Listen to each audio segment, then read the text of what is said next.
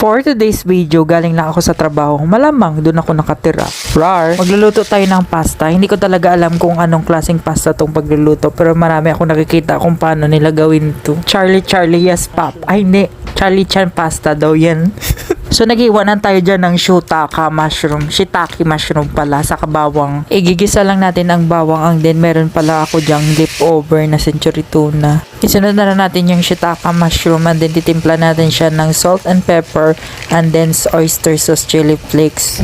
I-mix lang natin siya, nilalagyan natin siya ng half cup of, ano ba yan? Pasta water, and nilalagay na natin ang pasta water, haluin na mabuti, and nilalagay natin siya ng sesame oil, at ayan, halo-halo lang, tapos na. Ayan, ipi-plating lang natin siya, lagyan ng mga sahog-sahog sa taas, and then chili flakes again, and then ayan, saka may balakubak, sesame seeds. Syempre, kunyari aesthetic, ayan, titikman natin siya.